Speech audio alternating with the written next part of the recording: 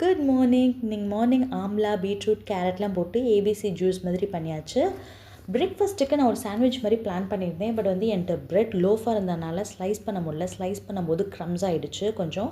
சரி பரவாயில்லன்னு முடிஞ்ச அளவுக்கு ஸ்லைஸ் பண்ணிவிட்டு அதில் மின்ட் சட்னி ஸ்ப்ரெட் பண்ணிவிட்டேன். அப்புறம் ஆனியன், டொமேட்டோலாம் போட்டு எக் வச்சு அதை சாப்பிட்டேன். பிரெட் ஜாம் சாப்பிட்டு ரொம்ப நாள் ஆச்சு. ஜாம் ஸ்ப்ரெட் பண்ண bread 1 slice along with that நான் செஞ்சு வச்சிருந்த ஏபிசி ஜூஸையும் எடுத்துக்கிட்டேன். அதுவே டமி ஃபுல்லாகிடுச்சு.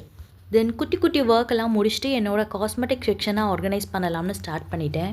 ஆல்ரெடி ஆர்கனைஸ்டாக தான் இருக்குது. இருந்தாலும் எது எந்த பாக்ஸில் இருக்குதுன்னு மறந்து போய் ஒன்றா ஓப்பன் பண்ணி பார்த்துட்டே இருக்கேன் ஒவ்வொரு டைமும் வெளியே போகும்போது. எஸ்பெஷலி சேஃப்டி பின்ஸ், ஹிஜாப் பின்ஸ் அண்ட் பெல் பின்ஸ்.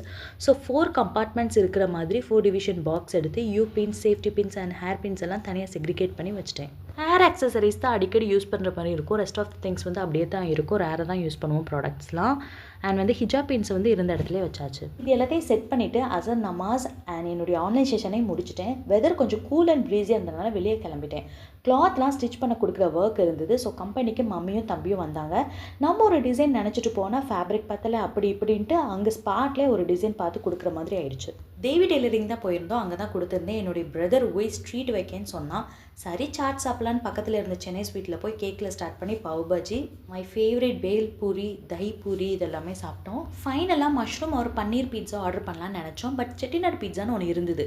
சரி அதை ட்ரை பண்ணலான்னு பார்த்தா பீட்சாவோட பேஸில் சன்னா மசாலா ஸ்ப்ரெட் பண்ணி சீஸ் போட்டு கொடுத்துட்டாங்க. கொஞ்சம் டிஃப்ரெண்ட்டாக இருந்துச்சு.